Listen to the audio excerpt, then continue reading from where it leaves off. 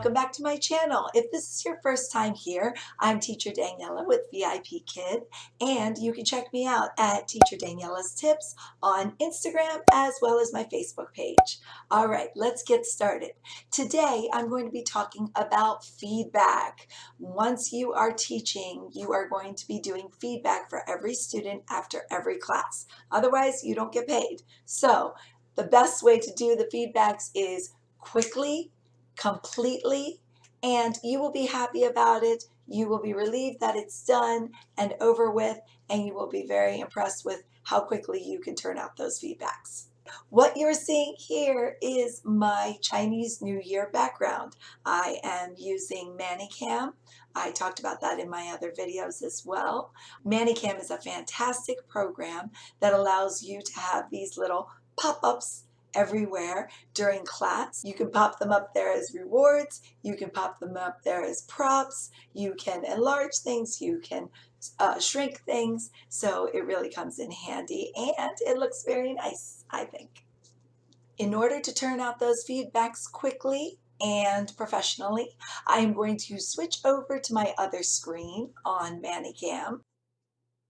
In order to copy and paste in here what is on Google Slides, I'm going to go ahead and toggle over to that window. Here's my Google Slides. Here is my student. I'm going to click on all the details boy because this particular student, I want the parents and the student to know all the details. You'll get to know your students very well and be able to choose whether you want all the details or alternate boy, alternate girl, short boy, and you will be able to choose. And I'm going to hit the copy button. Then I'm going to toggle back over to my feedback. I'm going to put the cursor in the box, right click, and paste, and it's all right there. As you can see, I've got my apple there indicating in front of the child's name that this is a regular student.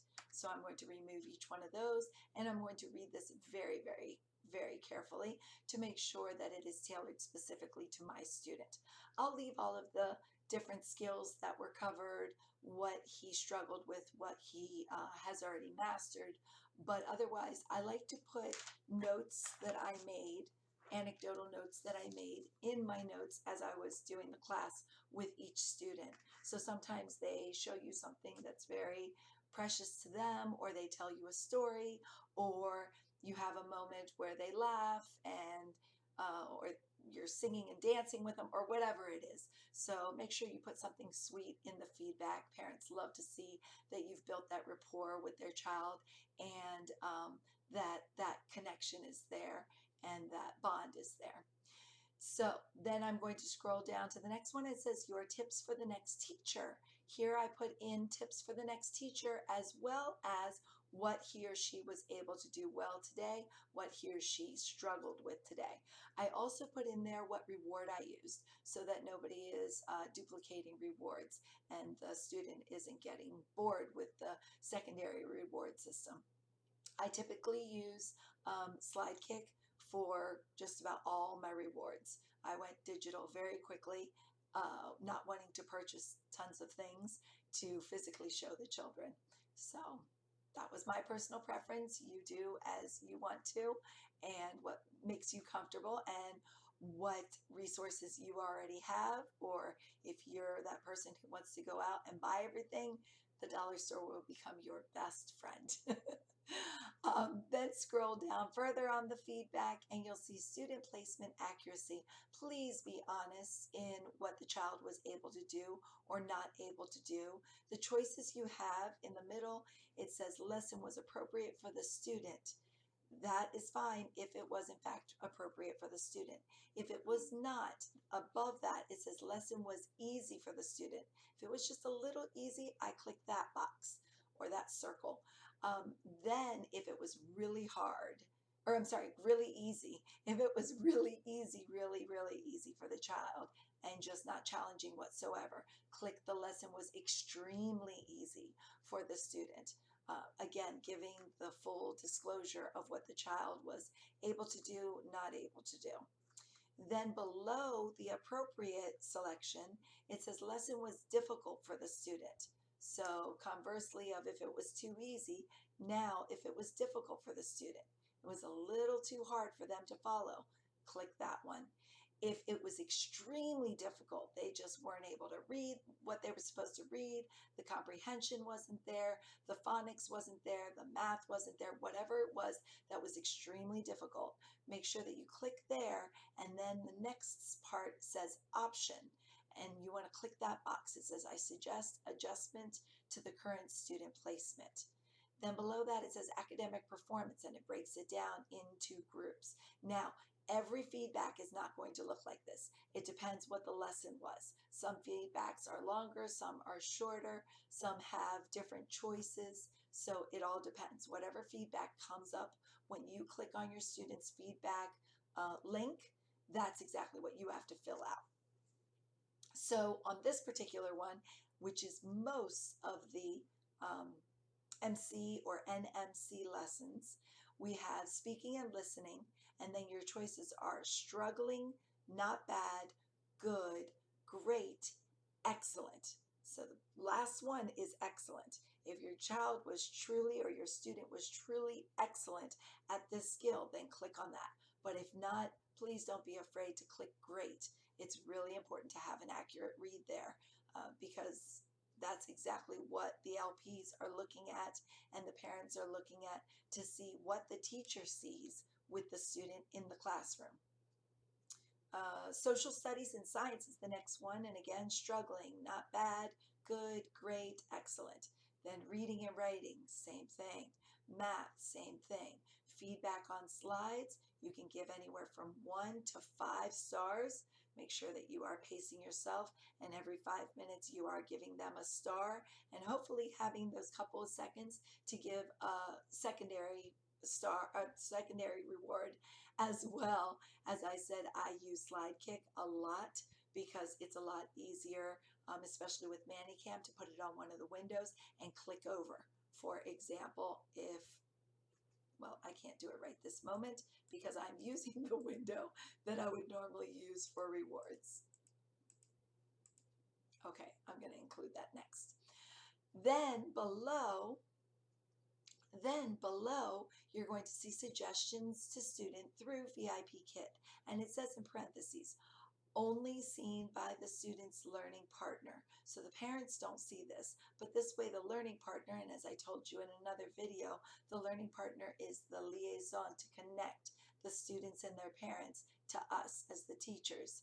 So they are the liaison, and they're going to let the parents or the students or both know that the student couldn't focus is an option, parent was involved too much is an option, student IT issues is an option, more parent involvement needed is an option, level adjustment needed is an option, needs to repeat level is an option, and teacher gives apology is an option. And then below that, we have this box, and that's where you write to the LP specifics. What they were able to do, not able to do, maybe a project is coming up, remind them to do the project, and then I always end with thank you LP, exclamation point, and a smiley face. Click submit. You can hit this save button and come back to it later. Personally, I know that if I don't do it right now when I am doing the feedback, I won't come back to it. And if you don't turn in your feedback within 12 hours of teaching the class, you will only get half pay. If you don't turn it in the next 12 hours, so a total of 24 hours, then you will get 0 pay. Yeah, consider that. You want to make sure that you are getting full pay every time. So I click that submit button and boom, done, gone. And on that note, I want to say 12 hours sounds like a long time until you put sleeping hours in there.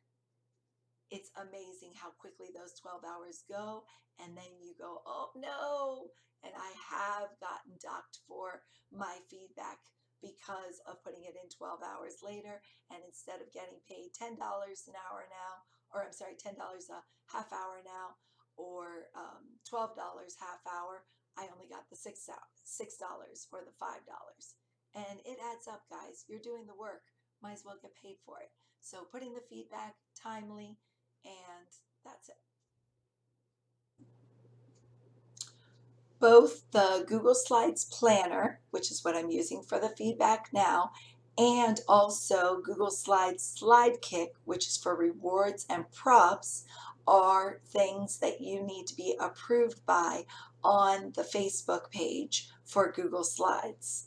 Here's the Facebook page for VIPKID Google Slides group, and as it says there, private group, it is locked. There are 40.1 thousand members, and you will be accepted as long as you are a teacher for VIPKID. Please remember that this is only for VIPKID teachers, and it is made by VIPKID teachers.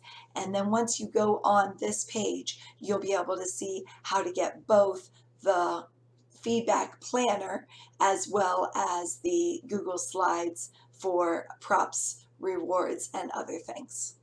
Okay, so that's it for today's video. If you enjoyed or found any of this information useful, please make sure that you click on the subscribe button, that you hit the like, and that you also hit that bell so that you don't miss any of my new videos that are coming out. All right, as always, guys, thank you so much for being here and happy teaching.